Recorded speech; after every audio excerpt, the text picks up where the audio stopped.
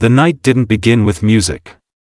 It began with a feeling, you know, that kind of energy in the air, the kind that hums before something historic happens. That's what surrounded Allegiant Stadium in Las Vegas long before the lights dimmed. Thousands of fans packed into the venue, but it wasn't just a crowd. It felt like anticipation had a heartbeat. Like everyone there somehow knew, this wasn't going to be a normal concert, and then, suddenly, everything changed. The lights dropped to black. A roar erupted, loud, chaotic, almost primal. You could feel it vibrating through the floor, through your chest. Phones went up. Voices cracked.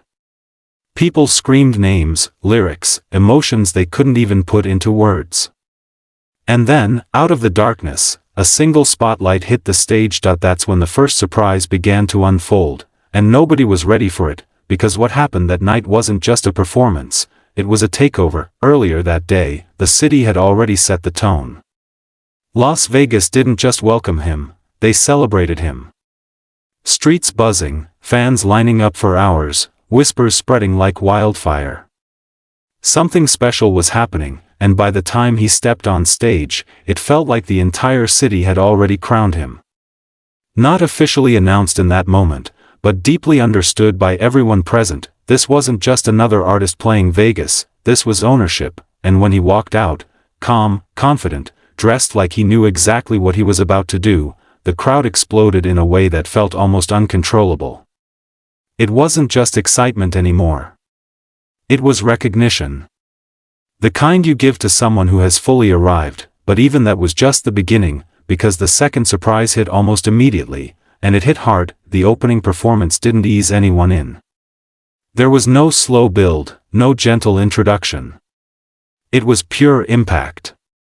Lights flashed in perfect sync with the beat, horns blasted through the speakers, and the entire stage came alive like it had been waiting all night to explode. People expected energy, they didn't expect this level of energy. It felt overwhelming, in the best possible way. Like every second was turned up to maximum intensity. Fans were jumping, screaming, some just standing there frozen, trying to process what they were witnessing. It wasn't just loud, it was alive.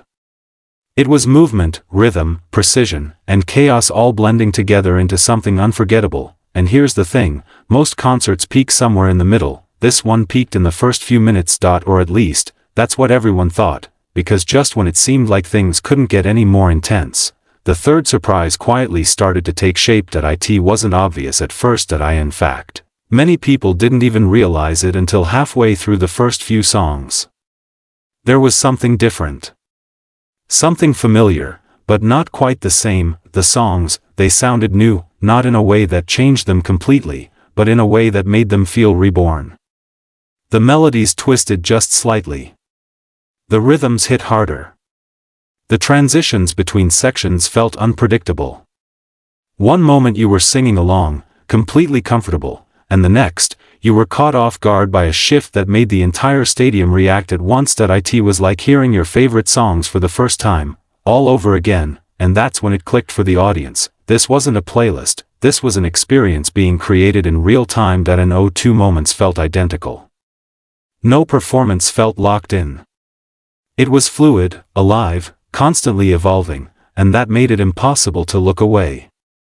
You couldn't predict what was coming next, and that uncertainty made every second more valuable. But the surprises didn't stop there, because while everyone was focused on the music, something else was happening on stage, something that turned the entire show into something much bigger than just a concert. It was the fourth surprise, and it came from the people standing behind him, the band. At first glance, they looked like any elite group of musicians, tight, polished, professional.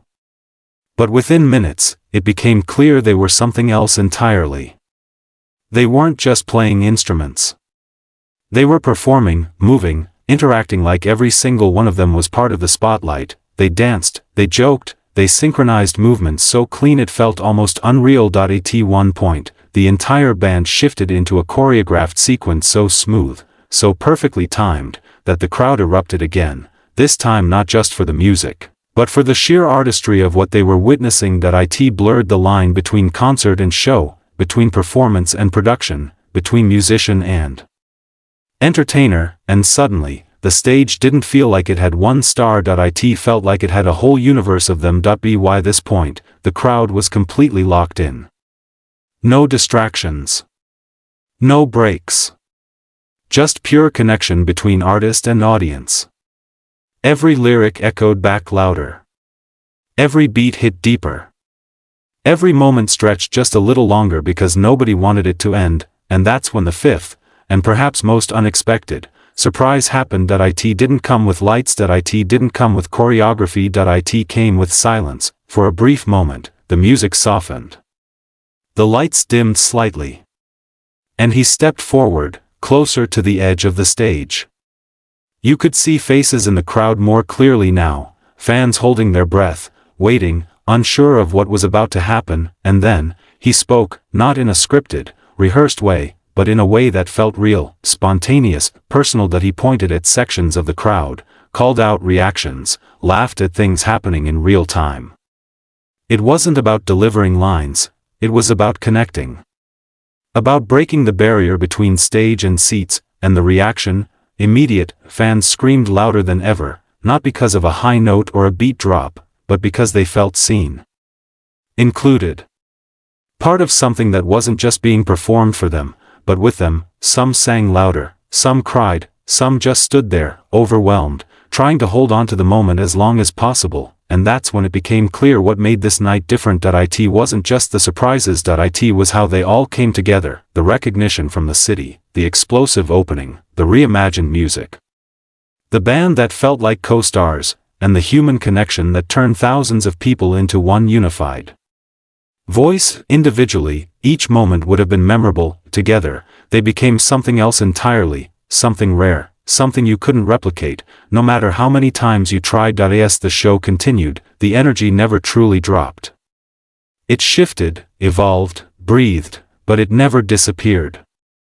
Every new segment brought its own flavor, its own intensity, its own emotional weight.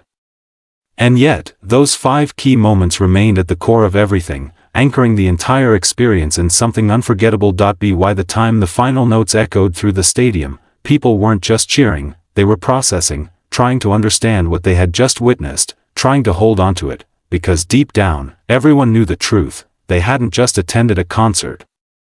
They had witnessed a moment. A night where everything aligned perfectly. A night where expectations were shattered, rebuilt, and then shattered again. A night where 5 rare surprises didn't just impress a crowd, they transformed it, and as the lights slowly came back on, revealing faces still glowing with excitement, still buzzing with disbelief, one thing became undeniably clear: this wasn't just a performance people would talk about the next day, this was the kind of night people would remember for the rest of their lives, the kind they would try, and fail, to fully explain to anyone who wasn't there, because some moments aren't meant to be understood. They're meant to be felt, and in Las Vegas, on that unforgettable night, everyone felt it, and even as the crowd slowly began to move toward the exits, something unusual happened.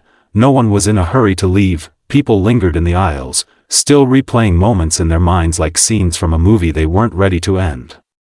Strangers turned to each other, wide-eyed, laughing, asking the same question over and over: did that really just happen?